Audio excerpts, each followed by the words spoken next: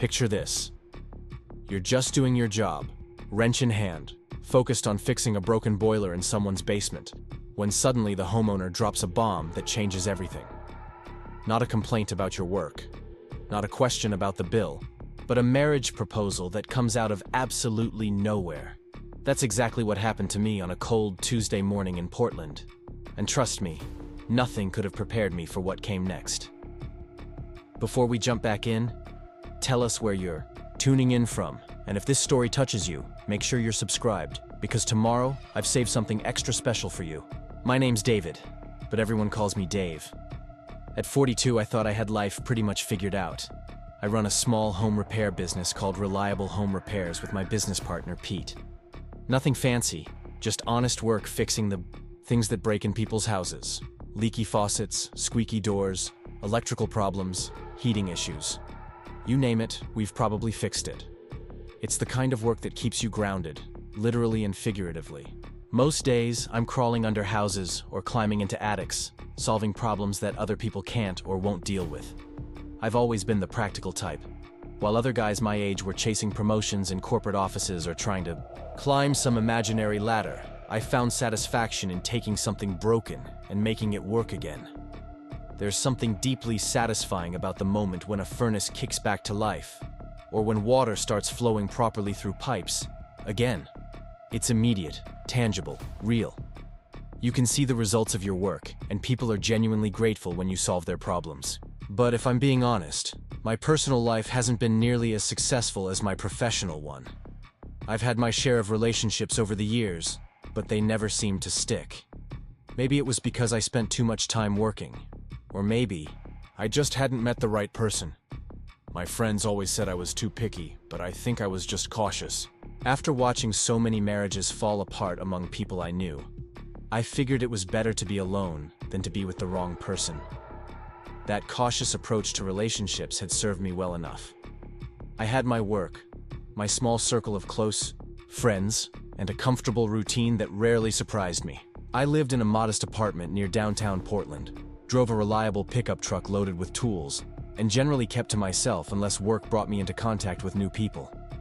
It was a quiet life, maybe even a predictable one, but it was mine. The morning everything changed started like any other. Pete and I had gotten a call the previous evening from a woman named Sarah who was having trouble with her heating system. The temperatures had dropped suddenly, as they do in Portland during late November, and her boiler had decided that was the perfect time to stop working. She sounded frustrated but polite on the phone, the kind of customer we preferred dealing with. No drama, just a problem that needed solving. Her house was in one of those established neighborhoods where the trees are old enough to form canopies over the streets, and the houses have character that modern construction just can't replicate. It was a beautiful 1920s craftsman-style home, the kind with a wide front porch and original hardwood floors that you could see through the windows. The kind of place that whispered stories about all the families who had lived there over the decades. When I knocked on the front door that Tuesday morning, I expected to meet the typical homeowner, maybe someone elderly, or a young family dealing with their first major house repair. What I didn't expect was Sarah. She opened the door wearing jeans and a cream-colored sweater, her auburn hair pulled back in a casual ponytail. She had the kind of smile that immediately put you at ease, warm and genuine without being overly friendly.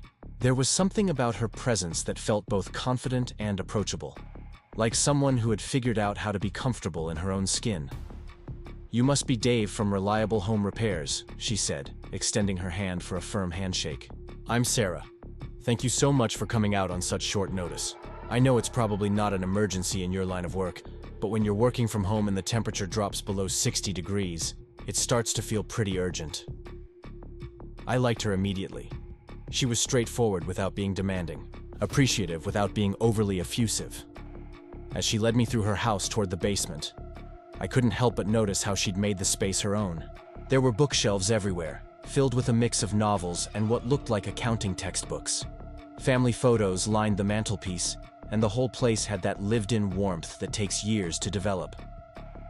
"I do freelance accounting," she explained as we walked, noticing me glancing around. "Mostly for small businesses. It lets me work from home, which I love, but it also means I really need the heat working properly. My office is upstairs and it gets freezing when the system isn't running. The basement was unfinished but clean, with the kind of old boiler system that had probably been installed sometime in the 1980s. It wasn't ancient by heating system standards, but it was definitely showing its age. I could hear it trying to fire up, making those grinding, clicking sounds that usually meant either an ignition problem or an issue with the gas line. Either way, it was definitely not working the way it was supposed to. "How long has it been acting up?" I asked, setting down my toolbox and starting my initial assessment. "About 3 days," Sarah replied, wrapping her arms around herself. "It started making weird noises, then yesterday it just stopped working altogether. I tried looking up troubleshooting guides online, but I'm definitely more comfortable with numbers than I am with mechanical things." I spent the next hour diagnosing the problem, which turned out to be a combination of a faulty ignition switch and a clogged air filter. Nothing too complicated, but definitely not something a homeowner should try to fix on their own. Sarah stayed nearby while I worked, not hovering exactly, but available to answer questions and occasionally handing me tools when I asked. She seemed genuinely interested in understanding what was wrong and how I was fixing it. "You know," she said as I was replacing the ignition switch, "I really admire people who can work with their hands like this. There's something so satisfying about being able to fix things, to take something that's broken and make it work again. I spend all day working with numbers and spreadsheets, which has its own satisfaction, but it's not quite the same as this." I looked up from my work, surprised by the comment. Most customers were just interested in getting their problem solved as quickly and cheaply as possible. They didn't usually think about the broader meaning of repair work or express appreciation for the skill involved. "I've always felt that way too," I admitted. "There's something immediate about this kind of work. When you fix something, you know right away whether you succeeded or not. No ambiguity, no waiting to see if your solution works over time. Either the heat comes on or it doesn't." "Exactly," Sarah said, her face lighting up with understanding. "In my work, sometimes you don't know if you've really solved a problem until months later when the tax returns are filed or the quarterly reports are due. This is much more immediate." We talked easily while I finished the repair, covering everything from work to Portland's unpredictable weather to the challenges of maintaining an older house. Sarah had bought the place 3 years earlier, after her divorce, and had been slowly learning how to handle all the maintenance issues that came with homeownership. She'd hired professionals for the big stuff, but had taught herself to handle basic repairs and upkeep. "I never thought I'd enjoy being a homeowner," she told me as I was testing the newly repaired system. "When I was married, my ex-husband handled all of this stuff. I just assumed it wasn't something I could learn, but it turns out I actually like taking care of the house. There's something empowering about knowing you can handle whatever comes up." The boiler fired up perfectly on the first try, filling the basement with the satisfying sound of a heating system that was working exactly the way it was supposed to. I ran through the standard checks, making sure the temperature was rising properly and that all the safety systems were functioning correctly. Everything looked good. Preparing and narrating this story took us a lot of time, so if you are enjoying it, subscribe to our channel. It means a lot to us. Now back to the story. "That should do it," I said, gathering up my tools. The ignition switch was worn out and the air filter was completely clogged. I replaced both, and everything should be working normally now. You might want to have the system serviced annually to prevent this kind of thing from happening again. Sarah smiled with relief. "Thank you so much. I was starting to worry I was going to have to replace the whole system. What do I owe you?" I gave her the quote, which was reasonable for the work involved. She paid without hesitation, even adding a generous tip that I tried to refuse, but she insisted on giving me. As I was packing up my tools, getting ready to head to my next appointment, Sarah did something that caught me completely off guard. "Dave," she said, her voice suddenly more serious than it had been all morning. "I hope this doesn't sound too forward, but would you be interested in having coffee sometime? Not related to work, just coffee." I stopped what I was doing and looked at her, trying to process what she'd just said. In all my years of doing home repairs, I'd never had a customer ask me out. I mean, I'd had plenty of friendly customers, and I'd even developed ongoing professional relationships with some of them. But this was something entirely different. "I'd like that," I heard myself saying before I'd really thought it through. "I'd like that a lot." Sarah's smile broadened. Great. There's a place called Grind Coffee just a few blocks from here. Would Saturday morning work for you? Around 10? Saturday at 10 sounds perfect, I replied, still slightly stunned by the turn the conversation had taken. As I loaded my tools into my truck and drove away from Sarah's house, I found myself replaying the entire morning in my head. It had started as just another service call, the kind of routine repair I did several times a week. But somehow, in the space of a few hours, it had become something else entirely. I couldn't remember the last time I'd felt this kind of anticipation, about seeing someone again. The rest of the week passed in a strange haze of normalcy mixed with excitement. I went about my usual routine, fixing broken garbage disposals and installing new light fixtures. But I found my thoughts constantly drifting back to Saturday morning and my coffee date with Sarah. Pete noticed my distraction and kept making jokes about it, but I wasn't ready to explain what had happened. It felt too new, too uncertain, too important to turn into workplace gossip just yet. Saturday morning arrived with the kind of crisp, clear weather that makes Portland beautiful in late fall. I got to Grind Coffee a few minutes early and found a table near the window where I could watch for Sarah's arrival. The place was busy but not overwhelming, filled with the usual Saturday morning mix of people reading newspapers, working on laptops, and catching up with friends over lattes and pastries. Sarah arrived exactly on time, looking relaxed and comfortable in jeans and a dark green jacket that brought out the color of her eyes. She spotted me immediately and walked over with that same warm smile I remembered from Tuesday morning. Right. On time, I said, standing up to greet her. I hate being late, she replied. One of my many quirks. Should we get coffee first? Or did you already order? We stood in line together, making easy conversation about the weekend and the coffee shop's menu. I found myself noticing little details about her that I'd missed during our first meeting. The way she tucked a strand of hair behind her ear when she was thinking. The fact that she ordered her coffee black, no sugar, no cream. The way she seemed genuinely interested in other people, asking the barista about a new pastry option, and actually listening to the answer. When we sat down with our drinks, the conversation picked up right where it had left off on Tuesday. Sarah told me more about her accounting business, how she'd started it after her divorce as a way to gain financial independence and flexibility. She'd always been good with numbers, but had never considered starting her own business until circumstances forced her to think differently about her career. The divorce was actually the best thing that ever happened to me, she said, stirring her coffee thoughtfully. I know that sounds strange, but it forced me to figure out who I was when I wasn't defined by being someone's wife. I discovered I was a lot more capable and independent than I'd ever given myself credit for. I shared my own story about starting the repair business, how I'd worked for other contractors for years before finally deciding to strike out on my own. It had been scary at first, not having the security of a regular paycheck, but it had also been incredibly rewarding to build something from scratch. There's something to be said for being your own boss, I told her. Even when things get stressful, at least you know that your success or failure is entirely up to you. No one else to blame, but also no one else limiting what you can achieve. We talked for over 2 hours, covering everything from work to travel to books to the challenges of maintaining work-life balance when you're self-employed. I learned that Sarah had 2 grown children who lived on the East Coast, that she loved hiking but was terrible at camping, and that she'd taught herself to cook elaborate meals during the pandemic as a way to cope with isolation. As our conversation continued, I found myself increasingly impressed by Sarah's perspective on life. She had a way of talking about difficult experiences without self-pity, and she seemed genuinely interested in learning new things and meeting new people.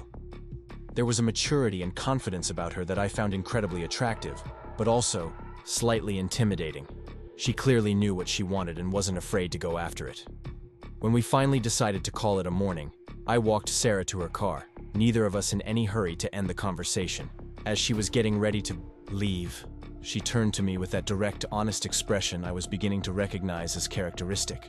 I had a really good time this morning, Dave. Would you like to do this again sometime? Absolutely, I replied without hesitation. How about dinner next week? I know a great little Italian place that's not too fancy but has incredible food. That sounds perfect.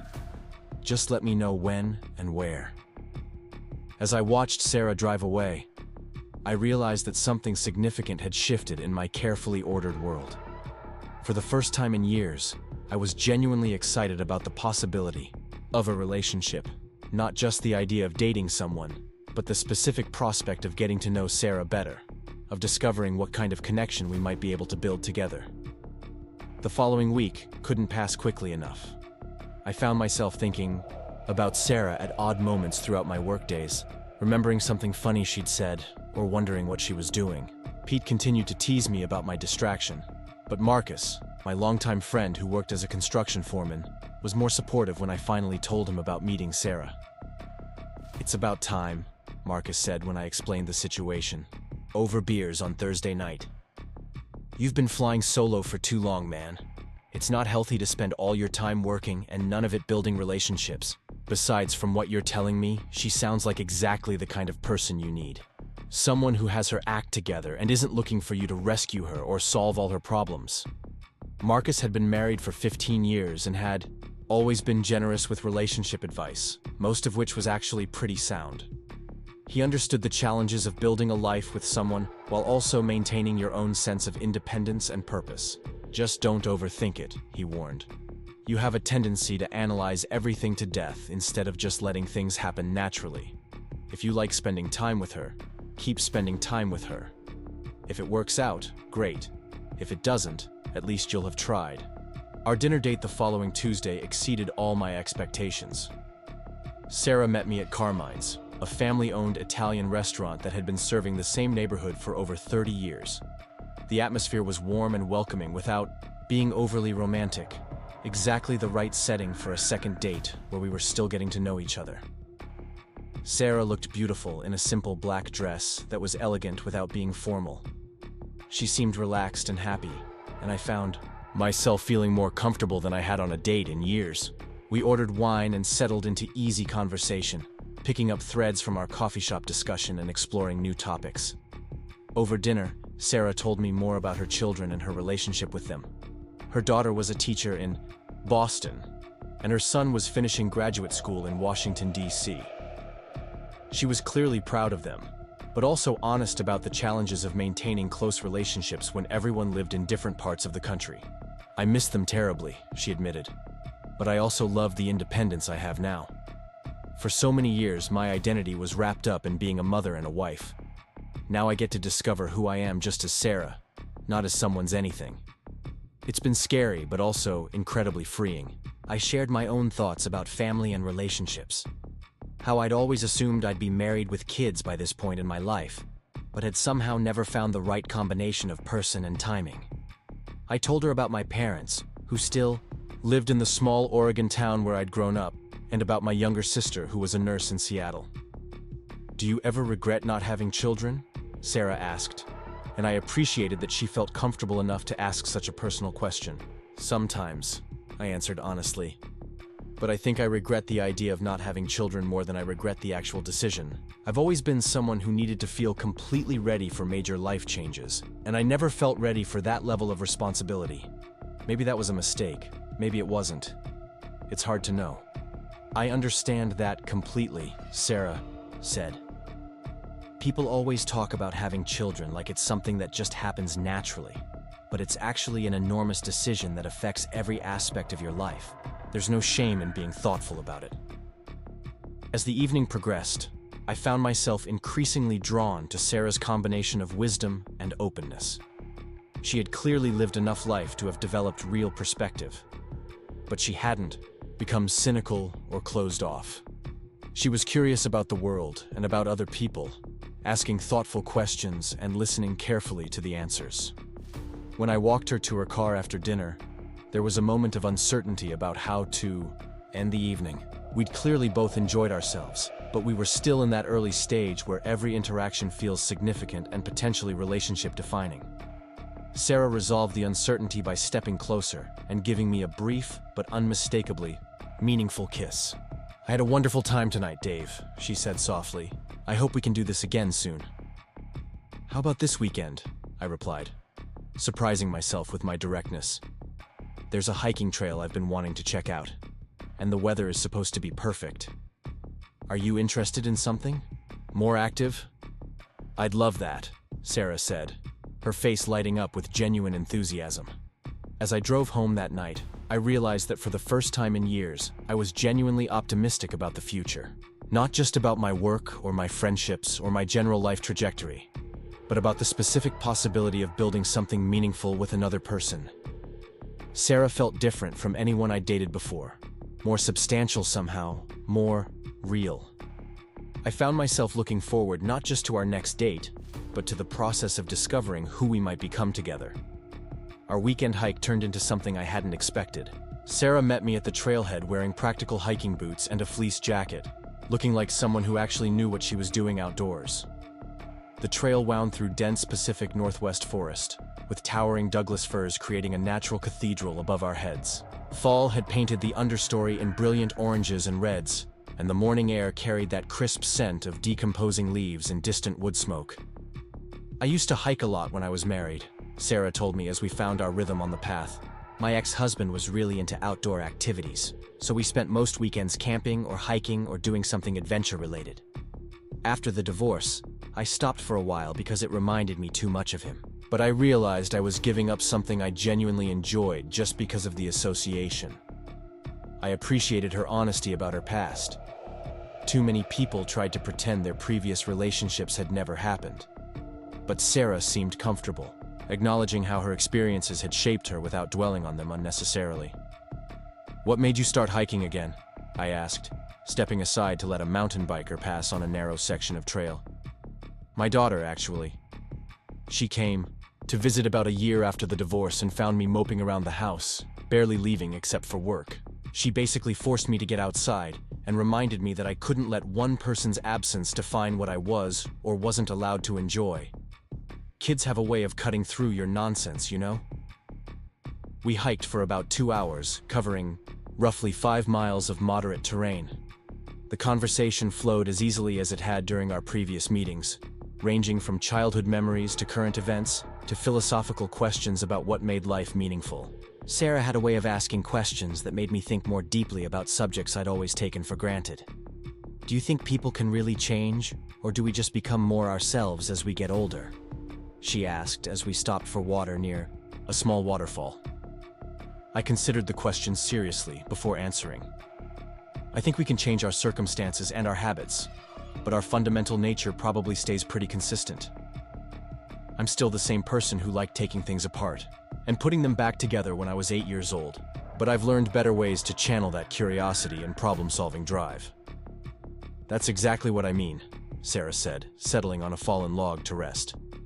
"I've always been someone who liked organizing things and making sense of complicated information. That's why accounting works for me, even though I came to it later in life. But the divorce forced me to apply those same skills to organizing my own life instead of just other people's finances." We talked about the ways major life events had shaped us, how unexpected challenges often revealed strengths we didn't know we possessed. Sarah described learning to manage her own investments and handle home maintenance, skills she'd never needed to develop during her marriage. I shared my experience of starting my own business, how the uncertainty had been terrifying but ultimately taught me to trust my own judgment. The scariest part wasn't the financial risk, I admitted. It was the possibility of failing publicly. When you work for someone else, your mistakes are absorbed by the larger organization. When it's your own business, every screw-up has your name on it. But every success does too, Sarah pointed out. That has to feel pretty amazing. By the time we made it back to the parking area, I felt like I'd known Sarah much longer than the few weeks since we'd met. There was something about spending time outdoors together, away from the usual distractions and formalities, that accelerated the process of getting to know each other. We'd seen each other slightly sweaty and windblown, navigating challenging terrain, dealing with minor frustrations like muddy boots and unexpected rain showers. It might sound trivial, but there's something revealing about how people handle small inconveniences. "I'm starving," Sarah announced as we reached our cars. "Do you want to grab lunch somewhere? I know a place that does incredible burgers, and I promise it's casual enough that we don't have to worry about being underdressed." Lunch stretched into the entire afternoon. We found a corner booth at a local brewery that specialized in comfort food and craft beer, and somehow managed to spend 4 hours talking without ever running out of things to discuss. Sarah told me about her accounting clients, particularly the small business owners who reminded her of me and their passion for their work and their willingness to take risks. "There's this couple who runs a bakery," she said, stealing one of my French fries. "They've been married for 30 years, and they still finish each other's sentences when they're talking about their business plans. They argue about everything else, but when it comes to the bakery, they're completely in sync. It's beautiful to watch." I found myself wondering what it would be like to have that kind of partnership, both personal and professional. I'd always assumed I was too independent to successfully merge my life with someone else's. But watching Sarah navigate her own independence while remaining open to new connections made me reconsider those assumptions. "Do you ever think about expanding your business?" she asked. "Maybe taking on a partner or hiring employees?" "I've thought about it," I admitted. "Pete and I work well together, but we're both pretty stubborn about how things should be done. I'm not sure either of us would be good at managing other people. Sometimes the best partnerships are between people who complement each other's weaknesses rather than people who are exactly alike," Sarah observed. "My business partner and I are completely different personality types, but that's actually what makes it work. She's great with people and terrible with details. I'm great with details and adequate with people. Together we cover all the bases." I hadn't realized Sarah had a business partner. As she explained their arrangement, I found myself impressed by the practical and emotional intelligence she'd applied to structuring a working relationship. She and her partner had clearly thought through all the potential problems and established systems for handling disagreements and dividing responsibilities. "The key is being honest about what you're good at and what you're not," Sarah continued.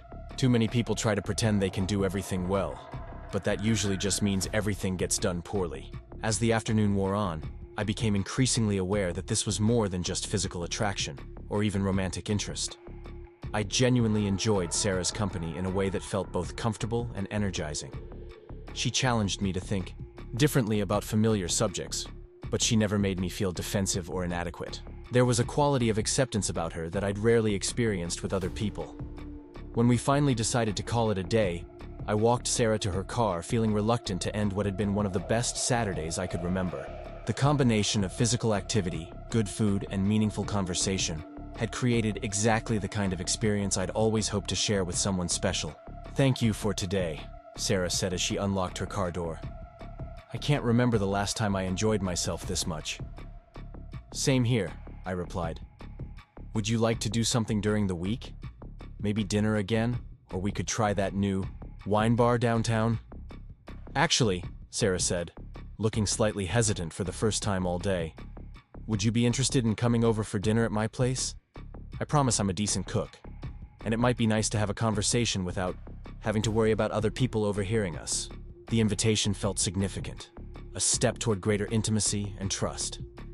Having dinner at her house would be different from meeting in public spaces, more personal and private. "I'd love that," I said. "Can I bring anything? Wine? Dessert? Flowers?" "Just yourself," Sarah replied with a smile. "How about Thursday night, 7 o'clock? Thursday couldn't arrive fast enough.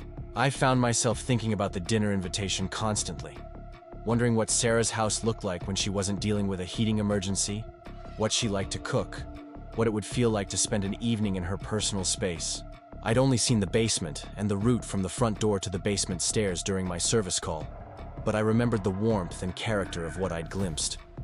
Pete noticed my preoccupation and finally demanded an explanation. When I told him about Sarah, he was predictably enthusiastic and completely lacking in subtlety.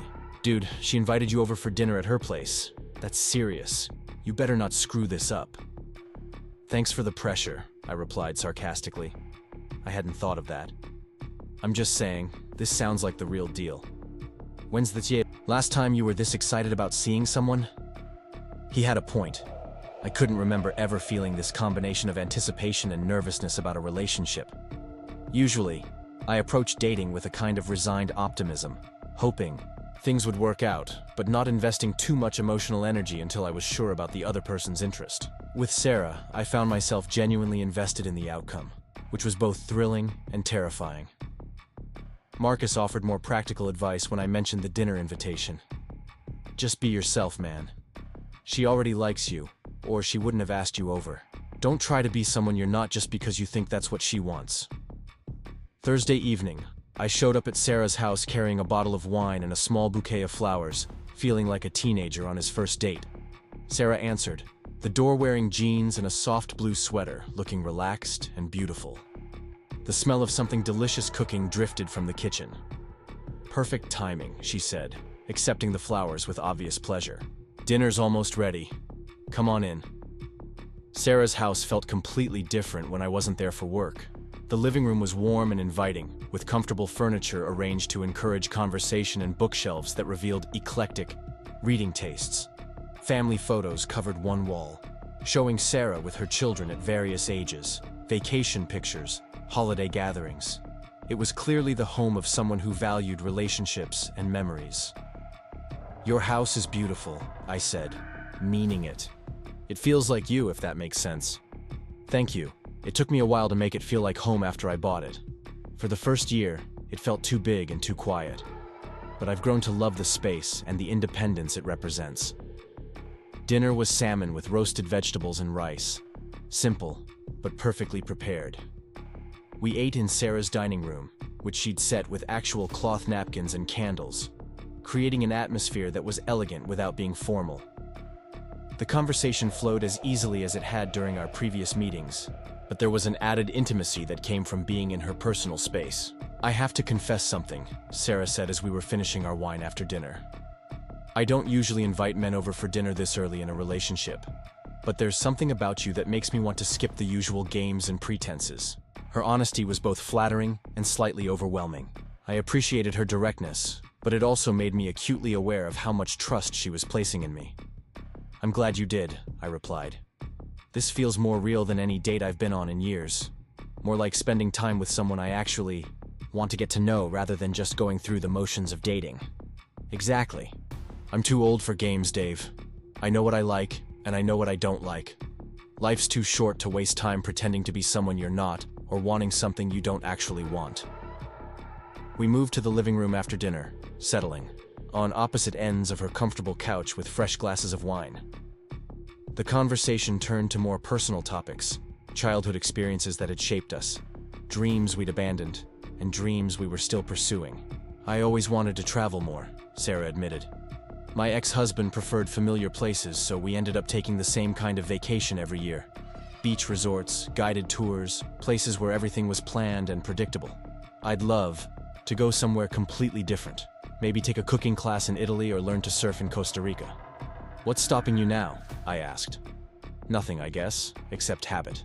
I've gotten used to thinking of travel as something you do with other people, but there's no reason I couldn't plan a trip by myself. Or with the right person, I suggested, surprised by my own boldness. Sarah looked at me thoughtfully. Or with the right person, she agreed. As the evening progressed, I found myself falling deeper under Sarah's spell. She was intelligent without being pretentious, confident without being arrogant, warm without being clingy. She had strong opinions but wasn't rigid about them, and she seemed genuinely interested in my thoughts and experiences. When it came time to leave, I felt reluctant to end what had been a perfect evening. Sarah walked me to the door, and we stood in her entryway for several minutes, neither of us quite ready to say goodnight. I had a wonderful time tonight, I said finally. So did I. Thank you for being such good company. This time, when Sarah kissed me goodnight, it lasted longer and felt more intentional than our previous kiss. There was a promise in it, a suggestion of deeper intimacy to come. I'll call you tomorrow, I said as I headed toward my truck. I'd like that, Sarah replied, standing in her doorway and watching me leave. Over the following weeks, Sarah and I fell into a comfortable pattern of seeing each other 2 or 3 times a week. Sometimes we went out to restaurants or movies, but increasingly we preferred spending time at one of our homes, cooking together, watching television, or just talking. I learned that Sarah made incredible homemade pasta, that she was terrible at board games, but loved them anyway, and that she had strong opinions about coffee that rivaled those of any professional barista. Sarah learned that I could fix almost anything, but was hopeless at cooking anything more complicated than scrambled eggs, that I collected vintage tools, and that I had a secret fondness for old movies, particularly film noir from the 1940s. There's something appealing about those stories, I explained one evening as we watched the Maltese falcon, on her couch. Everything's morally ambiguous. Nothing is quite what it seems. But the protagonists keep trying to do the right thing, anyway. That's life, Sarah observed. Morally ambiguous with occasional moments of clarity. I was beginning to understand that Sarah's appeal went far beyond physical attraction or even compatibility. She had a way of seeing the world that both challenged and comforted me. She was practical enough to understand the importance of fixing broken things, but philosophical enough to find meaning in the larger patterns of life. Our relationship was developing a natural rhythm that felt both exciting and sustainable. We gave each other space to maintain our individual lives and work commitments, but we also prioritized spending quality time together. I found myself looking forward to our evenings together with an anticipation that was new to me. One evening, as we were cleaning up after dinner at my apartment, Sarah made a comment that stuck with me. "I love how comfortable this feels," she said, drying dishes, while I washed, "like we've been doing this for years instead of weeks." I was thinking the same thing, I admitted. It doesn't feel rushed or forced. It just feels right. "That's how I knew my marriage was in trouble," Sarah said quietly. "Everything started feeling forced and artificial. We were trying so hard to make it work that we forgot to pay attention to whether it actually was working." I appreciated her willingness to share insights from her past relationship without making it feel like she was comparing me to her ex-husband. Sarah had a gift for learning from her experiences without being trapped by them. As we finished the dishes and settled in to watch a movie, I realized that for the first time in my adult life, I could envision a future that included another person in a meaningful way. Not just someone to spend time with occasionally, but someone to build a life with. Someone to share both the mundane daily experiences and the bigger adventures. The thought was both thrilling and terrifying. But as I watched Sarah laugh at something on the television screen, her feet tucked under her on my couch, I decided that some kinds of terror were worth embracing. The morning after our dinner at my apartment, I woke up with a clarity I hadn't experienced in years. Not just about Sarah, though she was certainly part of it, but about what I wanted my life to look like moving forward. For too long, I'd been content with a routine that was comfortable but not particularly fulfilling beyond work. Now I found myself imagining possibilities that extended far beyond my usual boundaries. Pete was waiting for me at our first job, sight of the day, a kitchen remodel in one of Portland's older neighborhoods. He took one look at my face and started grinning. "Oh man, you've got it bad," he announced, not bothering to lower his voice despite the fact that our client was probably within earshot. "I haven't seen you this happy since you landed the Morrison contract last year." "Keep your voice down," I muttered. But I couldn't deny his observation. I did feel different, lighter somehow, like I'd been carrying weight I hadn't even realized was there. "So when do I get to meet this mystery woman who's got you whistling while you work?" Pete continued, undeterred by my attempt to redirect his attention to the job at hand. "Soon," I promised, and I meant it. The idea of introducing Sarah to my friends no longer felt premature or risky. It felt like a natural next step. Marcus called while we were on our lunch break, ostensibly to discuss a potential collaboration on a commercial project, but I could tell he was really checking in about my personal life. Marcus had been married long enough to recognize the signs of someone falling seriously for another person. "How's the accounting lady?" he asked after we'd finished discussing business. "Her name is Sarah," I reminded him, "and she's great, really great." "Great enough that you're thinking long-term?" The question caught me off guard, not because I hadn't been thinking about it, but because I hadn't expected to be ready to discuss it out loud yet. "Maybe," I admitted. "It's still early, but yeah, I think I am." "Good for you, man. Lisa's been asking when she gets to meet her. You know how she is about checking out my friends' girlfriends to make sure they meet her approval standards." Marcus's wife Lisa had indeed appointed herself the unofficial social coordinator for our circle of friends, and her approval was generally considered essential for any relationship to be taken seriously within the group. The thought of Sarah meeting Lisa didn't worry me the way it might have with previous girlfriends. Sarah could hold her own in any social situation. "Tell Lisa soon," I said.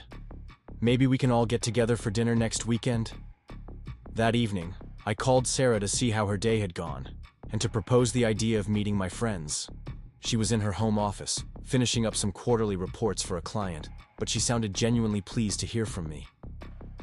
"I'd love to meet your friends," she said when I explained Marcus and Lisa's dinner invitation.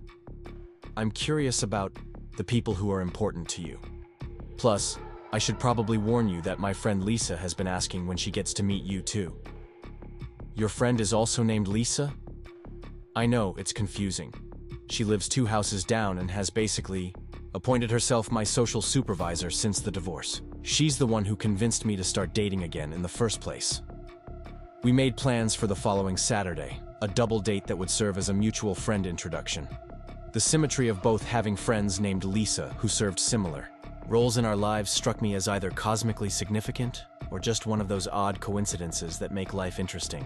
The week leading up to dinner crawled by with unusual slowness. I found myself anticipating the evening with a mixture of excitement and nervousness that reminded me of being a teenager. Not because I was worried about Marcus and Lisa liking Sarah, but because their opinion mattered to me, and I wanted them to see what I saw in her. Sarah seemed equally invested in making a good impression, though she handled her nervousness with more grace than I managed. When I picked her up Saturday evening, she looked beautiful in a dark red dress that was elegant without being overly formal, exactly right for dinner at the upscale but unpretentious restaurant Marcus had chosen. "You look incredible," I told her as she got into my truck. "Thank you. I'm a little nervous, which is ridiculous at my age, but I want your friends to like me." "They're going to love you," I assured her, meaning it completely. Marcus and Lisa were already seated when we arrived, and I could see Lisa assessing Sarah from across the restaurant with the focused attention she brought to all important social evaluations. Marcus stood up to greet us, extending his hand to Sarah with the genuine warmth that made him such a good friend. "Sarah, this is Marcus, my oldest friend and the person who knows all my embarrassing stories. And this is Lisa, his much better half." Lisa embraced Sarah like they were already friends, a gesture that immediately put everyone at ease. "We've heard so much about you," she said. "Dave hasn't been able to talk about anything else for weeks." "That's an exaggeration," I protested, but Sarah just laughed. "It's sweet," she said. "I've been talking about him nonstop too. My neighbor Lisa is completely sick of hearing about the wonderful handyman who fixed my heater." The dinner exceeded all my expectations. Sarah fit seamlessly into our group dynamic, contributing to conversations without dominating them, asking thoughtful questions about Marcus and Lisa's work and family, sharing stories about her own life that revealed her personality without oversharing. She was exactly herself, confident and warm and intelligent, and I could see Marcus and Lisa responding positively to her authenticity. "So how did you two actually meet?" Lisa asked during dessert. "Dave told us the basic story, but I want the details." Sarah glanced at me with amusement before launching into a more complete version of our first encounter, including details about my professionalism and the easy conversation we'd had while I worked on her heating system. "I don't usually ask service providers out for coffee," she admitted. "But there was something about Dave that made me want to get to know him better. He seemed genuinely interested in doing good work, not just getting through the job as quickly as possible." "That's Dave," Marcus confirmed. "He's probably the most thorough person I know, sometimes annoyingly thorough." "Hey," I protested. "Attention to detail is a virtue in my line of work." "It's a virtue in any line of work," Sarah said, coming to my defense. "I wish more people took pride in doing things right the first time." As the evening progressed, I watched Sarah charm my friends without seeming to try. She asked Lisa about her work as a social worker, genuinely interested in hearing about the challenges and rewards of helping families in crisis. She discussed construction techniques with Marcus, asking intelligent questions about sustainable building practices and the future of green construction. "I love how much thought goes into modern building," she told Marcus. "My house was built in the 1920s, and while it has incredible character, it wasn't designed with energy efficiency or environmental impact in mind. I'd love to do some updates that honor the original architecture while making it more sustainable." "Dave could help you with that," Marcus suggested. "He's been getting more involved in green renovation projects lately." I appreciated the implicit endorsement, both of my professional capabilities and of the idea that Sarah and I might undertake projects together. It suggested that Marcus could envision us as a long-term couple, the kind who made joint decisions about home improvements. When we said goodbye in the restaurant parking lot, Lisa hugged Sarah warmly and whispered something in her ear that made Sarah smile. Marcus shook my hand with the kind of firm grip that conveyed approval without requiring words. "She's perfect for you," Lisa announced once Sarah was out of earshot. "Smart, funny, beautiful, and she clearly adores you. Don't screw this up." "That seems to be everyone's advice lately," I replied. "Because it's good advice," Marcus added. "Sarah's the real deal, man. I can see why you're so happy." During the drive back to Sarah's house, we debriefed the evening with the satisfaction of people who had successfully navigated an important social milestone. "Your friends are wonderful," Sarah said. "I can see why they're important to you. Marcus reminds me of my brother-in-law, very steady and reliable.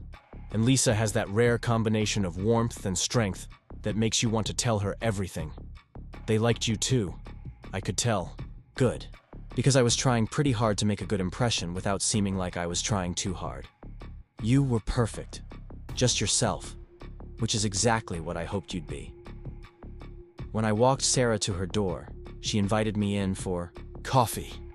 But there was something different about the invitation.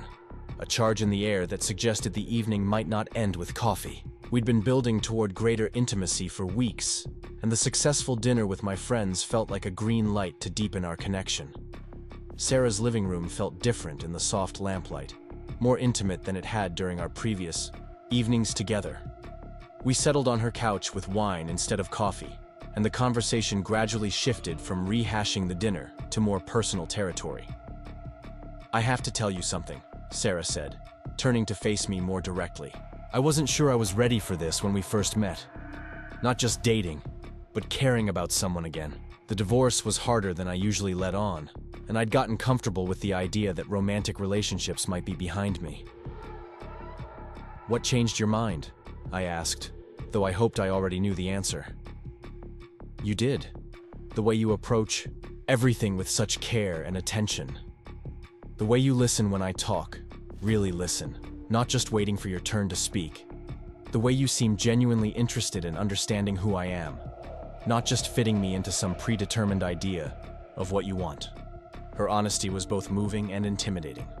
I felt the weight of her trust, the responsibility that came with someone caring about you enough to make themselves vulnerable. "I feel the same way," I told her.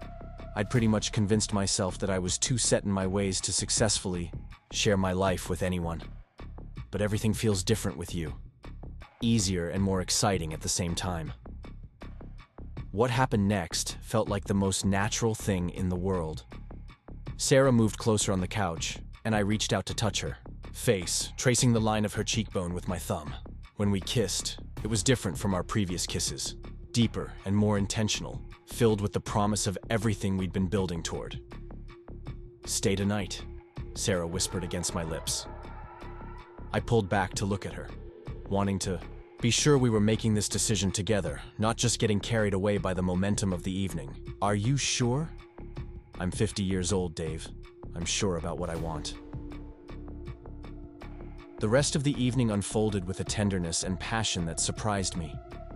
Sarah approached intimacy the same way she approached everything else, with confidence and openness and a complete lack of pretense. There was something incredibly freeing about being with someone who was comfortable in her own skin, who didn't need reassurance or validation, who was simply present and engaged. Afterward, as we lay together in her comfortable bed, I felt a contentment I'd never experienced before. Not just physical satisfaction, though that was certainly part of it, but a deeper sense of rightness, of being exactly where I belonged. "That was wonderful," Sarah said softly, her head resting on my shoulder. "Yes, it was. I'm glad we waited until we were both ready. It made it mean more." I agreed completely. There had been no rush, no pressure, just a natural progression. That felt perfectly timed. We'd built a foundation of friendship and mutual respect that made the physical intimacy feel like a natural extension of our emotional connection. I spent the night at Sarah's house for the first time, and waking up next to her felt like discovering a piece of my life I hadn't known was missing. She was already awake when I opened my eyes, reading a book and drinking coffee, looking completely natural and comfortable. "Good morning," she said, marking her place in the book and turning to give me her full attention.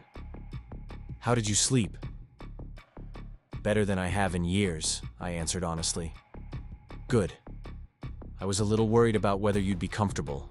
Some people have trouble sleeping in unfamiliar beds. It's not the bed, I said, reaching for her hand. It's the company. We spent a lazy Sunday morning together, reading the newspaper, making breakfast, taking a walk through her neighborhood.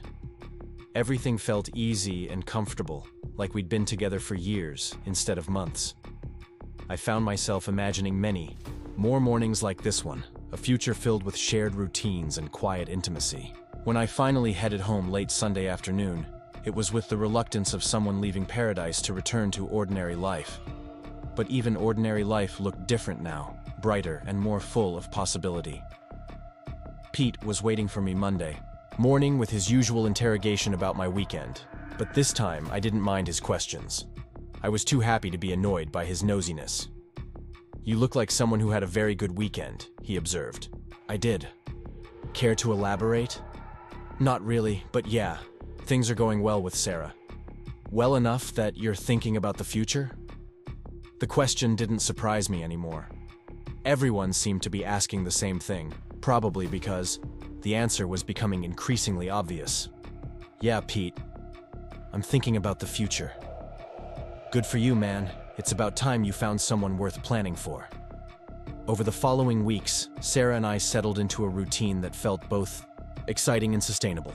We spent most evenings together, either at her house or mine, cooking dinner, watching movies, working on small projects around our homes.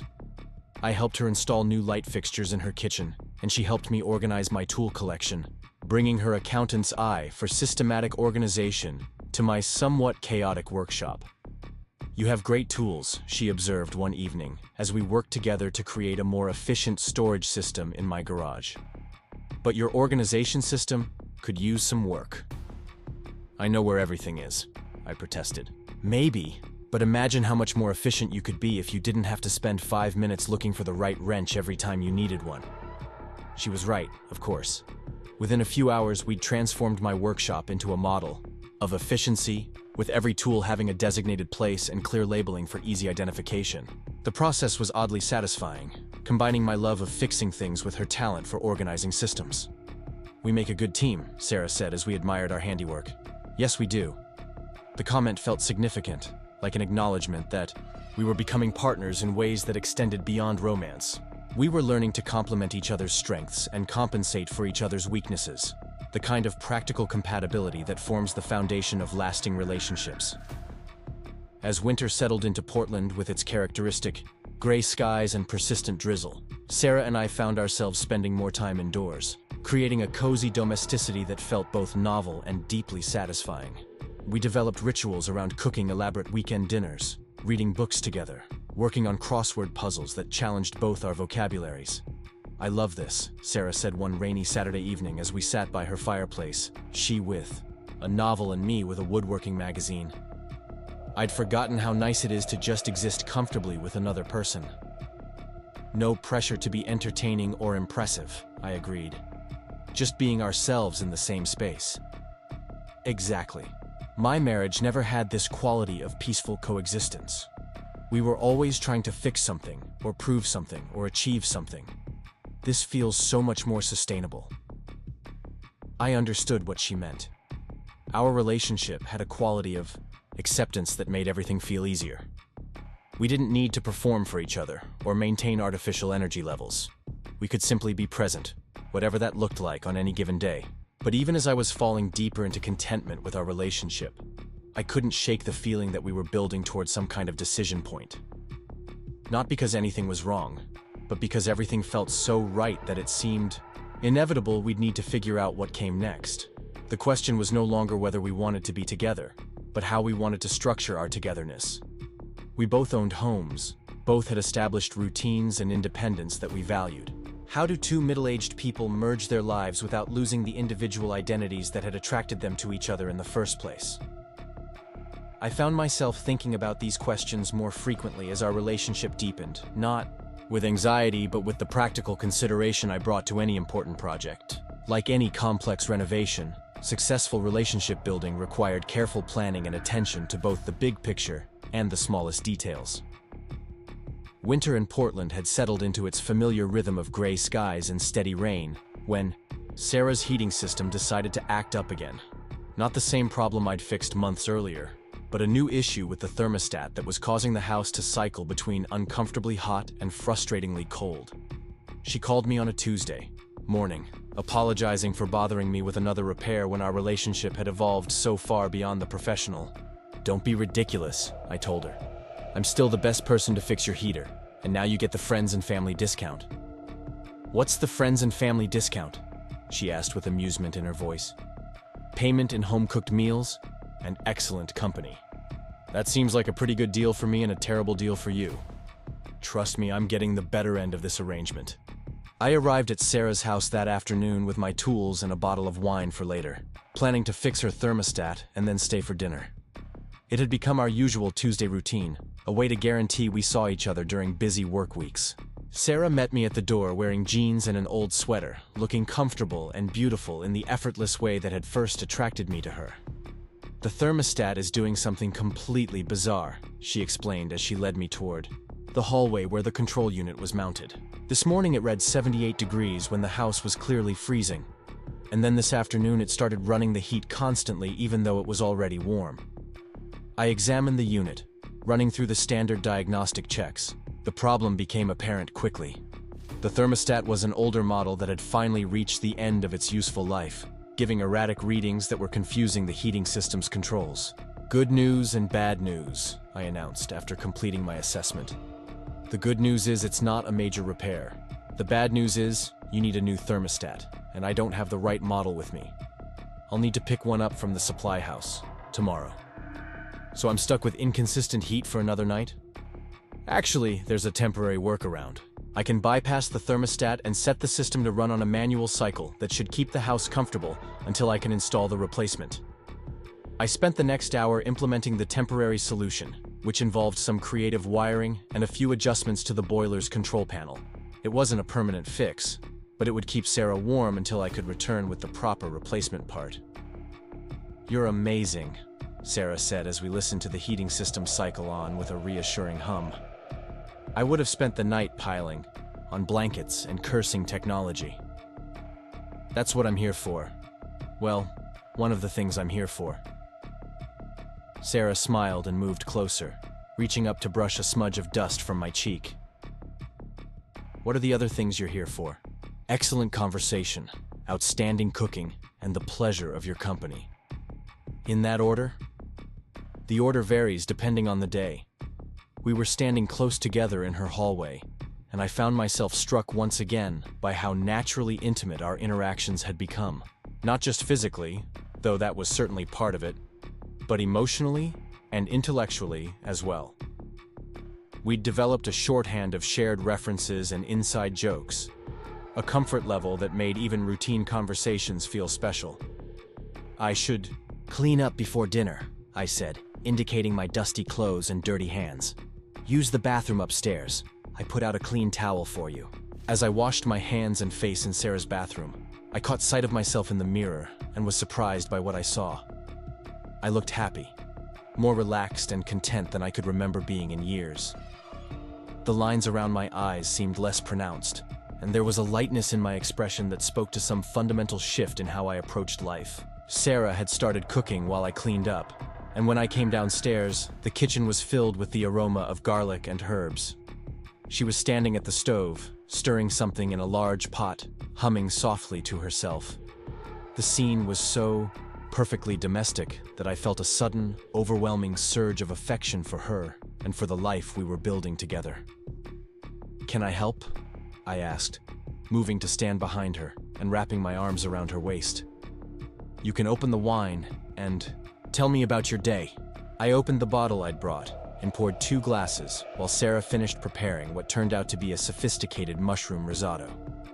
We'd developed a comfortable routine around cooking together, with Sarah handling the more complex culinary tasks while I managed the simpler preparations and cleanup duties. "Pete asked me something interesting today," I said as we sat down to eat.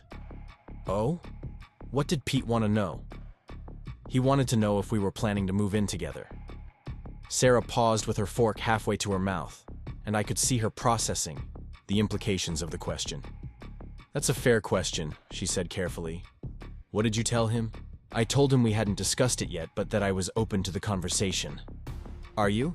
Open to the conversation, I mean?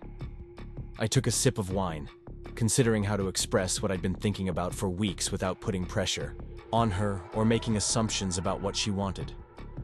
I think I am. We spend most nights together anyway, and it seems inefficient to maintain two separate households when we're basically living as a couple already. Inefficient? Sarah repeated, with amusement. That's very practical of you. I don't mean just for practical reasons. I mean because I like waking up next to you, and I like the idea of building something permanent together. Sarah reached across the table and took my hand, her expression serious but warm. I like those things too, Dave. But I also like having my own space, and I imagine you feel the same way. Moving in together would be a big step, especially for people our age who are used to independence. It would be a big step, I agreed. But maybe it's time for a big step. We talked through dinner about what living together might look like, the practical considerations and the emotional implications. Sarah was characteristically thoughtful and honest about her concerns, particularly around maintaining individual identity within a shared life. I spent so many years defined by my marriage that I'm probably overcautious about losing myself in another relationship, she admitted. But I also don't want to be so protective of my independence that I miss out on something wonderful. We could take it slow, I suggested. Maybe I could officially move some things here. Or you could move some things to my place and we could see how it feels. Your place is smaller than mine. True. And your house has better character. Are you suggesting you'd be willing to move in here? The question hung in the air between us, loaded with implications that went far beyond simple living arrangements. Sarah's house represented stability and permanence in a way that my apartment didn't. Moving in with her would mean committing to Portland, to this neighborhood, to a life that was more settled and domestic than anything I'd previously imagined for myself. I think I am suggesting that, I said slowly. If you'd want me here. I think I would want you here. But let's both think about it for a while before we make any decisions. This is important enough to get right. After dinner, we settled on Sarah's couch with fresh glasses of wine and continued talking about the future. Not just living arrangements, but bigger questions about what we wanted our relationship to become. The conversation felt both momentous and natural, like we were finally addressing topics that had been building beneath the surface for months. I have something to confess, Sarah said during a pause in our discussion. I've been thinking about this for weeks. Not just moving in, together, but what comes after that? What comes after that? Marriage, Dave. I've been thinking about marriage. The word hit me like a physical force, not unpleasant, but definitely significant. I'd been thinking about it too, peripherally, but hearing Sarah say it out loud made it feel suddenly real and immediate. So have I admitted. Not in any detailed way, but yes, I've been thinking about it. I know it might seem premature. We've only been together for a few months, and we're both old enough to know better than to rush into major commitments. But I also know what I want, and I know how I feel about you. At 50, I'm not interested in dating for the sake of dating. If we're building towards something permanent, I'd rather be honest about that than pretend we're just taking things one day at a time. I set down my wine glass and turned to face Sarah more directly, struck by her courage in raising such a significant topic. Most people our age approach discussions of marriage with more caution, hedging their words and leaving themselves escape routes. Sarah's directness was both refreshing and slightly overwhelming. What are you saying exactly? I asked. I'm saying that I love you, Dave. And I'm saying that if you feel the same way, maybe we should stop pretending we don't know where this is headed. I do feel the same way, I said without hesitation. I love you too, Sarah. I think I have for weeks, but I wasn't sure how to bring it up. Really? Really? You're the first person I've ever been able to imagine building a life with. Not just sharing time or space, but actually creating something together. Sarah's smile was radiant, transforming her entire face with joy and relief. So, what do we do with that information? She asked. I don't know. What do people our age do when they fall in love and want to get married? I think they get married, Sarah said with a laugh. Assuming they're both sure about what they want. Are you sure? I'm 50 years old, Dave. I know what I want. I want to marry you. The simple declaration hit me with surprising force. Not the words themselves, which I'd been half expecting, but the certainty behind them. Sarah wasn't asking a question or floating a possibility. She was stating a fact about what she wanted, leaving it up to me to decide how to respond. "I want to marry you too," I said, and felt the truth of it settle into my bones. We sat in silence for a moment, both processing the magnitude of what we'd just committed to. Then Sarah started laughing, a sound of pure happiness that was infectious enough to make me laugh too. "Did we just propose to each other?" she asked. "I think we did. Is that how it's supposed to work? I have no idea, but it feels right for us." The rest of the evening took on a dreamlike quality, as if we were moving through a world that had suddenly become more vivid and meaningful. We talked about practical details like timelines and ceremonies, but mostly we just held each other and marveled at the unexpected turn our lives had taken. "When did you know?" Sarah asked as we were getting ready for bed. "Know what?" "That you wanted to marry me." I thought about it seriously, trying to identify the exact moment when possibility had crystallized into certainty. I think it was the night we had dinner with Marcus and Lisa. Watching you with my friends, seeing how easily you fit into my life, I realized I didn't want to imagine a future that didn't include you. For me, it was last week when you spent the entire Saturday helping me organize my office. You were so patient with my ridiculous filing system, and you actually seemed to enjoy solving the organizational problems. That's when I knew you were someone I could build a life with. Those are very practical reasons to want to marry someone. The best marriages are built on practical compatibility as much as passion, Sarah said. We have both. The next morning, I woke up in Sarah's bed as her fiancé. Though we hadn't made any official announcements or purchased any rings, the change in status felt both monumental and perfectly natural, like we'd simply acknowledged something that had already been true. "Good morning, future husband," Sarah said when she saw I was awake. "Good morning, future wife." That's going to take some getting used to. Good getting used to, or scary getting used to? Definitely good. Very, very good. I spent the morning installing Sarah's new thermostat, a task that took on additional significance now that I'd committed to making her house our shared home. Every repair and improvement felt like an investment in our joint future, a way of caring for the space where we'd build our marriage. "There," I announced as the new thermostat powered up with a satisfying digital display. "This should give you much better control over the temperature." "Perfect," Sarah said, "because I have very specific ideas about how warm I like the house." "Oh, really? Any other domestic preferences I should know about before I move in? I'll make you a list." I'm looking forward to it. Over the following weeks, we began the process of merging our lives in earnest. I gave notice on my apartment lease and started moving my belongings into Sarah's house, a process that required careful negotiation about space and storage. Sarah cleared out her guest room to serve as my office and workshop space, and we spent several weekends rearranging furniture and combining our possessions. "I had no idea you owned so many books," I said, as we tried to figure out how to accommodate both our collections on Sarah's existing shelves. "I had no idea you owned so many tools," she countered. "We're going to need more storage solutions.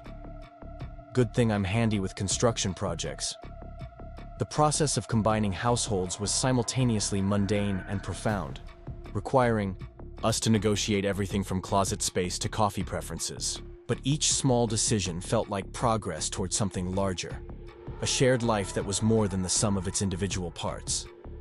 Pete and Marcus were predictably enthusiastic about our engagement, though they both claimed to have seen it coming from the beginning. Lisa was thrilled and immediately began offering unsolicited advice about wedding planning, most of which Sarah accepted with good humor. "You should have an outdoor ceremony," Lisa insisted during one of our double dates. "Something in a garden or a park, very romantic and natural." "We're thinking about something small and simple," Sarah replied diplomatically. "Maybe just family and close friends. Every bride says that. And then the guest list grows and grows until you're planning a major production." "I'm 50 years old, Lisa. I think I'm beyond the major production stage of life." But even as Sarah insisted on simplicity, I could see her getting caught up in the excitement of planning our wedding. She'd never had the chance to plan the wedding she actually wanted, having gotten married young to someone whose preferences dominated all the decisions. Now she was approaching the process with the same careful attention she brought to everything else, considering options and making choices that reflected who we were as a couple. "I want it to be us," she told me one evening as we looked through wedding magazines that Lisa had insisted on lending us. Not some generic romantic fantasy, but something that actually represents our relationship and our values. What does that look like to you? Practical, but beautiful. Meaningful, but not pretentious. Something our friends and family will actually enjoy instead of just enduring. We decided on a spring ceremony in Sarah's backyard, which would require some landscaping improvements, but would allow us to celebrate in the space where we'd built our relationship. The guest list was indeed small, limited to the people who were most important to us, and the overall tone was intimate rather than formal. "I love that we're doing this at our house," Sarah said, as we walked through the backyard, planning where to place seating and how to arrange the ceremony space. "It feels like we're starting our marriage in the place where we're going to live it." "Our house," I repeated, testing out the phrase. I like the sound of that. As spring arrived and our wedding approached, I found myself reflecting on the series of coincidences and choices that had brought us together. If Sarah's heater hadn't broken down, if she hadn't decided to hire a local repair service, if she hadn't had the courage to ask me out for coffee, none of this would have happened. The randomness of it was almost overwhelming to consider. "Do you ever think about how easily we might never have met?" I asked Sarah one evening as we worked together in the garden, planting flowers for our wedding ceremony. "All the time," she replied. "It makes me appreciate what we have even more. Out of all the possible ways our lives could have unfolded, we found this one. No regrets about any of it?" "None. Well, maybe one small regret." "What's that?" "I regret that it took us both so long to find each other. Think of all the time we could have had together if we'd met earlier. Maybe we needed to be exactly who we are now for this to work. Maybe earlier wouldn't have been the right time." "You're probably right. I definitely wouldn't have been ready for you 10 years ago. I needed to figure out who I was on my own before I could be part of a partnership like this." Our wedding day arrived with the kind of perfect Pacific Northwest spring weather that makes you remember why people choose to live in Portland, despite the winter rain. The backyard looked beautiful, transformed by weeks of preparation into an intimate outdoor chapel surrounded by flowering trees and carefully arranged seating for our 30 guests. I stood at the makeshift altar we'd created near Sarah's back porch, wearing a simple dark suit and watching as our friends and family took their seats. My parents had driven up from Southern Oregon, and Sarah's children had flown in from the East Coast, everyone coming together to witness this new chapter of our lives. When Sarah appeared in the doorway of the house, wearing a simple but elegant cream-colored dress, I felt my heart skip in a way that reminded me of our very first meeting. She looked beautiful, but more than that, she looked happy, radiant with the kind of joy that comes from knowing you're exactly where you belong. The ceremony itself was brief and personal, officiated by a friend of Sarah's who had gotten ordained online specifically for our wedding. We'd written our own vows, promising to support each other's dreams, to approach challenges as a team, and to never take for granted the gift of finding love later in life. "I promise to keep fixing whatever breaks," I said during my vows, "and to let you organize whatever needs organizing." "I promise to keep appreciating the care you bring to everything you do," Sarah replied, "and to always make you coffee exactly the way you like it." Our guests laughed at the practical nature of our promises, but I could see that they understood the deeper meaning behind the humor. We were two adults who had learned the importance of compatibility and mutual respect, promising to build a marriage on the foundation of genuine friendship and shared values. When we kissed as husband and wife, it felt like the culmination of everything we'd been building towards since that first day in Sarah's basement. Not an ending, but a beginning, the start of whatever came next in our story together. The reception was held in the same backyard, with tables scattered under string lights and a simple dinner prepared by Sarah's friend who owned a catering company.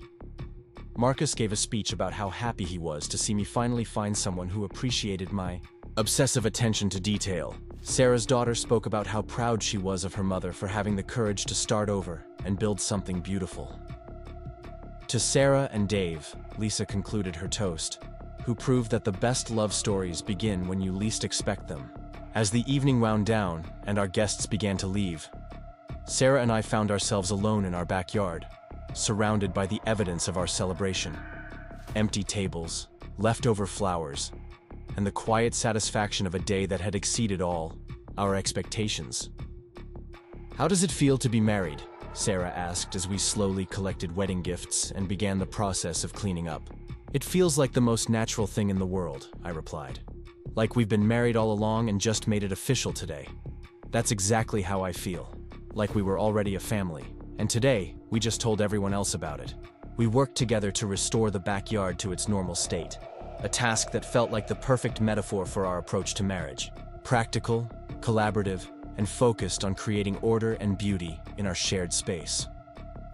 Later that night, as we finally settled into bed as husband and wife, Sarah turned to me with the smile I'd fallen in love with months earlier in her hallway. "Thank you," she said softly. "For what?" "For being exactly who you are. For fixing my heater that first day. And for everything that came after. Thank you for asking me to coffee. And for having the courage to say you wanted to marry me. At 50, I know what I want," Sarah said, echoing the confidence that had first attracted me to her. "And I want to spend the rest of my life with you. Even when things break down and need fixing? Especially then. That's what partnerships are for." As I drifted off to sleep next to my wife in our house, I reflected on the unexpected trajectory that had brought us here. What had started as a simple service call had become the most important relationship of my life, proving that love can arrive at any moment, in any form, when you're open enough to recognize it and brave enough to pursue it. Sometimes the most profound changes begin with the smallest actions. A broken heater, a phone call for help, a moment of courage in asking someone to coffee. In our case, it had led to a love story that was both practical and profound, built on the solid foundation of mutual respect, shared values, and the daily choice to care for each other and the life we were creating together. The heater that had brought us together was now working perfectly, keeping our house warm through another Portland winter. But more importantly, Sarah and I had learned to keep each other warm through whatever seasons lay ahead, partners in the ongoing project of building a life that was greater than anything either of us could have created alone. The Portland autumn had arrived with its characteristic display of golden leaves and crisp mornings, when Sarah's heating system decided to present us with an entirely new challenge. This time, it wasn't a simple component failure or even a thermostat issue, but something far more complex that would require a complete system overhaul. Sarah discovered the problem on a Monday morning when she went to adjust the temperature and found that nothing happened, no matter which buttons she pressed or switches she flipped. When she called me, there was something different in her voice. Not the mild frustration of previous repair calls, but a kind of resigned acceptance that suggested she'd been expecting this day to arrive. "I think it's finally given up completely," she said when I answered the phone. "The whole system is just dead. No sounds, no heat, nothing." "I'll be right over," I promised, already mentally running through the diagnostic procedures I'd need to perform to determine the extent of the problem. I arrived at Sarah's house within an hour, carrying my full complement of testing equipment and prepared for what I suspected might be a major repair project. Sarah met me at the door looking slightly overwhelmed but characteristically composed, the kind of calm that comes from having dealt with enough homeowner emergencies to know that panic never improves anything. "It started acting strange last week," she explained as we walked toward the basement, "making different noises than usual, cycling on and off at odd intervals. I should have called you then, but I kept hoping it would sort itself out." "That's what everyone hopes," I assured her. "Most of the time, these systems do work through minor issues on their own. Unfortunately, this doesn't sound like one of those times." The basement told the story immediately. The boiler was indeed completely silent, and my initial electrical tests confirmed that power was reaching the unit, but nothing was responding to the control signals. After an hour of systematic diagnosis, checking every component and connection, I had to deliver news that neither of us wanted to hear. "The control board is fried," I announced, wiping my hands on a rag and looking up at Sarah from where I'd been crouched beside the unit. "That's the brain of the whole system, and when it goes, everything else stops working. The good news is that it's repairable. The bad news is that on a system this old, We're looking at a pretty major investment. Sarah absorbed this information with the kind of thoughtful consideration I'd come to associate with all her important decisions. She asked practical questions about costs and timelines, alternatives and long-term implications, approaching the problem with the same analytical mindset she brought to her accounting work. "What would you recommend?" she asked finally. "Honestly, at this point, you might want to consider replacing the entire system. This unit has served you well, but it's approaching the end of its useful life. We could fix this particular problem, but you're likely to face more issues in the coming years." "How much are we talking about for a complete replacement?" I gave her a rough estimate that made her wince slightly, though she didn't seem shocked by the figure. Home ownership had taught her to expect occasional major expenses, and she'd been preparing for this possibility since buying the house. "Let me think about it overnight," she said. "This isn't a decision I want to rush, especially since winter's coming and I'll need reliable heat. Of course. In the meantime, I can set up some temporary heating solutions to keep you comfortable, while you decide." I spent the next hour installing several space heaters throughout the house, positioning them strategically to maintain reasonable temperatures in the rooms Sarah used most frequently. It wasn't a perfect solution, but it would keep her warm, until we could implement something more permanent.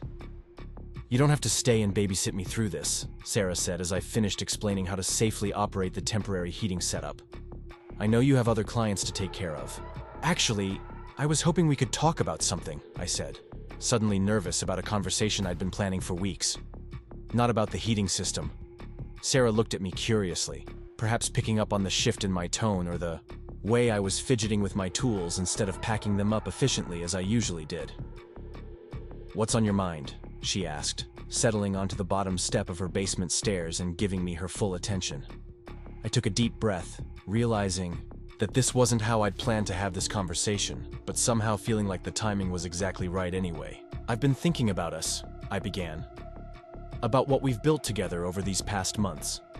About how much I look forward to seeing you every day, and how natural it feels when we're together." "I've been thinking about the same things," Sarah said softly, and something in her expression told me she might know where this conversation was heading. "I love you, Sarah. I think I've loved you for a while now, but I wanted to be sure before I said anything. I wanted to be certain that what I was feeling was real and lasting, not just infatuation or loneliness or wishful thinking." Sarah's face lit up with a smile that was radiant even in the dim basement lighting. "I love you too, Dave. I was beginning to wonder if you were ever going to say it out loud." "You knew?" "I hoped. I felt the same way, but I didn't want to pressure you or assume anything. At my age, I've learned the importance of letting relationships develop at their own pace."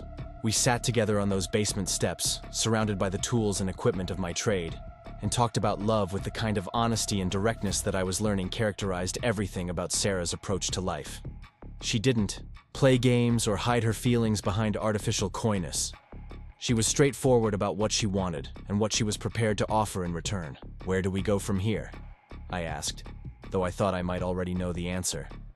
"That depends on what you want our future to look like," Sarah replied. "I'm 50 years old, Dave. I'm not interested in casual dating or keeping things indefinitely undefined. If we're going to do this, I want to do it with the intention of building something real and permanent." Her directness should have been intimidating, but instead, it was liberating. No guessing games, no hidden expectations, just two adults, being honest about what they hope for from each other. "I want the same thing," I told her. "I want to build something real with you. I want to wake up next to you and solve problems together and plan for a future that includes both of us. Even the boring domestic problems like broken heating systems. Especially the boring domestic problems. Those are the things that real life is made of." Sarah reached over and took my hand, squeezing it gently as we sat in comfortable silence for a moment, both processing the significance of what we'd just committed to. "So," she said finally, "about this heating system replacement? What about it? If we're going to be building a life together, shouldn't we be making these kinds of decisions together too? This house could be our house, and this heating system could be our heating system." The implication was clear, and my heart started beating faster as I realized what she was suggesting. "Are you asking me to move in with you?" "I'm asking, If you'd want to. If you think you could be happy here, sharing this space and making it ours instead of just mine. I looked around the basement where we'd first met, remembering the broken boiler and the awkward conversation that had started everything between us. The space that had once been just another job site now felt like the foundation of something much more important. I think I could be very happy here, I said. But are you sure you want to give up your independence? You've worked hard to create a life that's entirely your own. I'm not giving up my independence. I'm choosing to share it with someone I love and trust. There's a difference. Over the next hour, we talked through the practical details of what living together would mean. Combining households, merging routines, navigating the daily negotiations that come with sharing space with another person. Sarah approached the conversation with the same thoughtful planning she brought to everything else, but there was also an excitement in her voice that told me she was genuinely looking forward to the challenges and rewards of partnership. We should probably start slowly, she suggested. Maybe you could keep your apartment for another month or two while we figure out how this works in practice. That makes sense. And maybe we should talk to Pete about taking on more of the business responsibilities.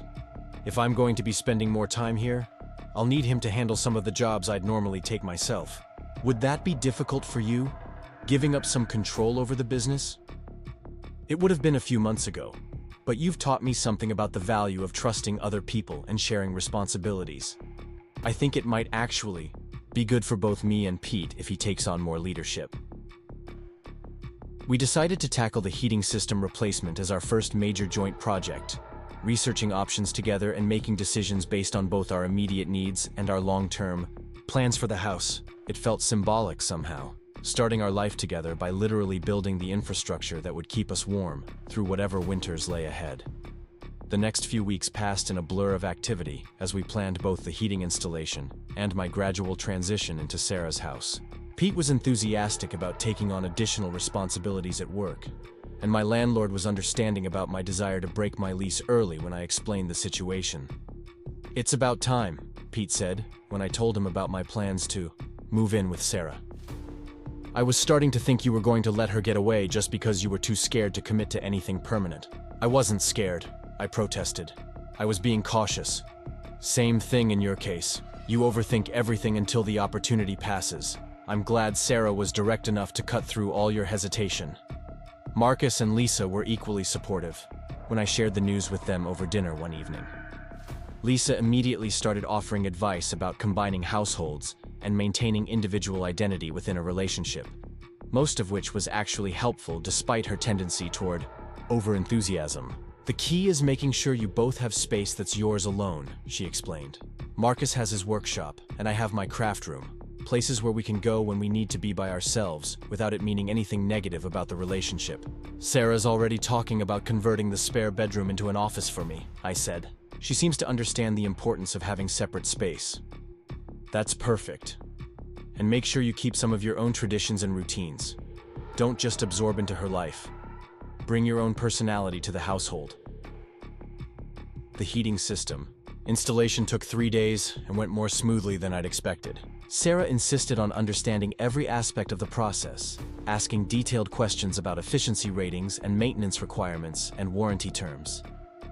Her thoroughness reminded me why I'd fallen in love with her analytical mind in the first place. "I want to know how to take care of this properly," she explained as I showed her the new digital control panel. "If we're going to be partners in maintaining this house, I need to understand how everything works. Most homeowners are happy to leave the technical details to professionals.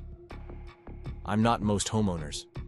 And besides, if something goes wrong, when you're not here, I want to be able to troubleshoot basic problems myself." I spent an hour teaching Sarah the fundamentals of the new system, from routine maintenance procedures to emergency shutdown protocols. She took notes and asked follow-up questions, approaching the lesson with the same seriousness she brought to learning any new skill. Moving my belongings into Sarah's house was a more complex process than I'd anticipated, requiring careful negotiation about space allocation and storage solutions. Sarah had lived alone for several years and had developed systems for organizing everything from kitchen utensils to important documents. Integrating my possessions into her established order required patience and compromise from both of us. "I had no idea you owned so many tools," Sarah observed as we tried to figure out how to accommodate my collection in her garage. "It's like a hardware store exploded in here." "I had no idea you owned so many books," I countered, looking at the boxes of volumes that wouldn't fit on her existing shelves. "We're going to need to build more storage. Good thing I'm living with a carpenter." The process of combining our lives revealed countless small incompatibilities that required resolution. Sarah preferred her coffee much stronger than I did. I liked to stay up later than she did. She was meticulously organized while I was more comfortable with controlled chaos. None of these differences were insurmountable, but they required ongoing communication and adjustment. "This is harder than I expected," Sarah admitted one evening, after we'd spent an hour arguing about the optimal way to load the dishwasher. "Not the relationship part, but the practical logistics of sharing space with another person." "Are you having second thoughts?" "Not about us, but I'm realizing that I've gotten very set in my ways over the past few years. It's going to take some effort to become flexible enough for true partnership." "We both will. I've been living alone for so long that I'd forgotten what compromise looks like in daily life." "Maybe that's okay. Maybe the adjustment period is part of what makes it meaningful when we finally find our rhythm." Sarah was right about the adjustment period being meaningful. Every small negotiation and compromise felt like progress towards something larger. A shared life that was more than the sum of its individual parts. We developed new routines that incorporated both our preferences, found ways to honor our individual needs while building genuine partnership. The first major test of our domestic partnership came when Sarah's daughter Rebecca called to announce that she was coming for an extended visit over Christmas. Rebecca lived on the East Coast and hadn't seen her mother since the previous year, which meant this would be her first time meeting me and her first exposure to our relationship. "She's protective," Sarah warned me as we prepared for Rebecca's arrival. "Not in a hostile way, but she wants to make sure I'm making good decisions. She watched me go through a difficult divorce, and she's probably going to be cautious about anyone new in my life." "That's understandable. I'd feel the same way if it were my mother. Just be yourself. Rebecca's smart enough to see what kind of person you are if you don't try to impress her." Rebecca arrived on a snowy December evening, carrying a large suitcase and looking exactly like a younger version of Sarah. She had the same intelligent eyes and direct manner of speaking, though her initial reserve made it clear she was withholding judgment about me until she'd had time to form her own opinions. "So you're the famous heating repair man," she said when Sarah introduced us, offering a firm handshake and a polite but non-committal smile. "I prefer to think of myself as Sarah's boyfriend who happens to work in heating repair," I replied, which earned me a genuine laugh and seemed to break some of the initial tension. Over the next few days, I watched Rebecca observe our interactions, with the careful attention of someone evaluating a major decision. She noticed how we communicated about daily logistics, how we handled disagreements, how we supported each other through the stress of hosting a house guest during the busy holiday season. "You make my mother happy," Rebecca told me during a quiet moment when Sarah was in the kitchen preparing dinner. "I can see it in how she moves through the house, how she talks about the future. She's more settled and content than I've seen her in years. She makes me happy too. Happier than I thought was possible at this stage of life." "Good. She deserves someone who appreciates what an amazing person she is." Rebecca's approval felt like passing an important test, validation that what Sarah and I had built together was visible and meaningful to the people who knew her best. It also gave me confidence that our relationship could weather the scrutiny and opinions of family members and longtime friends. Christmas morning arrived with the kind of magical snowfall that makes Portland look like a winter wonderland. Sarah had decorated the house with understated elegance, creating a warm and festive atmosphere that felt both celebratory and intimate. We exchanged gifts by the fireplace, with Rebecca documenting everything with her camera and insisting that this was the happiest she'd seen her mother during the holidays in recent memory. "I have something special for you," Sarah said, handing me a small wrapped box after we'd opened all the other presents. Inside was a key ring with a single house key and a small engraved tag that read, "Home." "It's official," she said, smiling at my expression. "This is your house too now." "I love it," I said, though the gift felt almost anticlimactic given that I'd been living there for weeks already. Though I have to admit, it already felt like home. That's the point. I wanted you to have something tangible to mark the transition from staying here temporarily to this being your permanent address. Later that evening, after Rebecca had gone to bed and we were cleaning up the remnants of our Christmas celebration, Sarah and I found ourselves standing in the kitchen discussing plans for the new year. We talked about home improvement projects we wanted to tackle, vacations we might take, ways we could continue growing both individually and as a couple. "I have something I want to ask you," Sarah said suddenly, her tone shifting to something more serious and purposeful. "What's that?" "I want to know if you'd be interested in making this official. Not just living together, but actually getting married." The question hit me like a physical force, not because it was unexpected, but because it crystallized something I'd been thinking about for weeks without quite having the courage to voice. "Are you proposing to me?" I asked, trying to process what was happening. "I guess I am. I know it's not traditional for the woman to propose, and I know we haven't been together very long by conventional standards. But I'm 50 years old. Dave, I know what I want, and I want to spend the rest of my life with you." The directness that had first attracted me to Sarah was on full display, cutting through any pretense or game playing to get straight to the heart of what mattered. She wasn't asking because she felt pressured by social expectations or biological clocks. She was asking because she'd made a clear-eyed assessment of what she wanted her future to look like, and had decided it should include marriage to me. "Yes," I said without hesitation. "Yes, I want to marry you too." Sarah's face lit up with pure joy, and she threw her arms around me with the kind of enthusiasm that made me feel like the luckiest person in the world. "Really? You're sure?" "I'm completely sure. I love you, and I love the life we're building together. I can't imagine wanting anything more than to make it permanent." We spent the rest of the evening talking about what kind of wedding we wanted, when we might have it, how we would tell our families and friends. The conversation was both practical and romantic, full of specific logistics and broader dreams about our shared future. "I don't want anything elaborate," Sarah said as we curled up together on the couch. "Just something small and meaningful, with the people who matter most to us." "That sounds perfect to me. I've never been one for big productions anyway. Spring might be nice, April or May, when the weather's good, but before everything gets too busy with summer travel." April sounds perfect. We decided to tell Rebecca the next morning, and her reaction was everything we could have hoped for. She hugged both of us with tears in her eyes and immediately started making suggestions about flowers and photographers and all the details that apparently come automatically to people who have experience with wedding planning. "I'm so happy for you both," she said over breakfast. "I was hoping this would happen, but I didn't want to say anything and put pressure on you." "You were hoping this would happen?" Sarah asked with surprise. "Of course. Dave obviously adores you, and you're completely different around him. More relaxed and happy than I've seen you since before the divorce. It's clear that you bring out the best in each other." The validation from Rebecca felt like a gift. Confirmation that what Sarah and I had built together was visible and meaningful to the people who knew us best. It also gave me confidence that our relationship could weather whatever challenges lay ahead. Over the following months, as we planned our spring wedding and continued settling into our shared life, I found myself constantly amazed by how natural everything felt.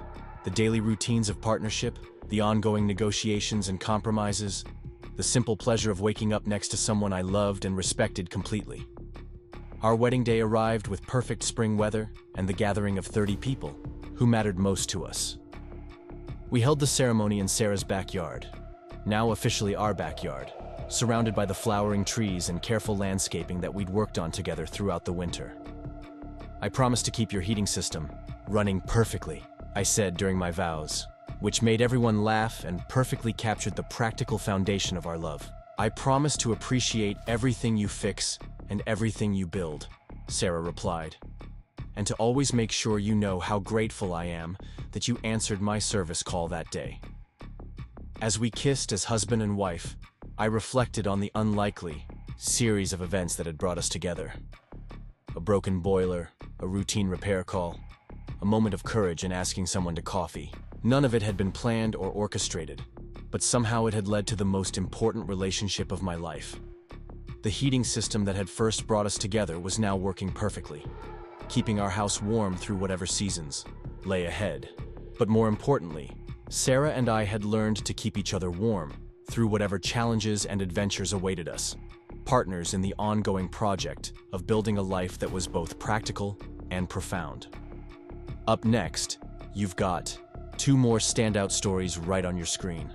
If this one hit the mark, you won't want to pass these up. Just click and check them out.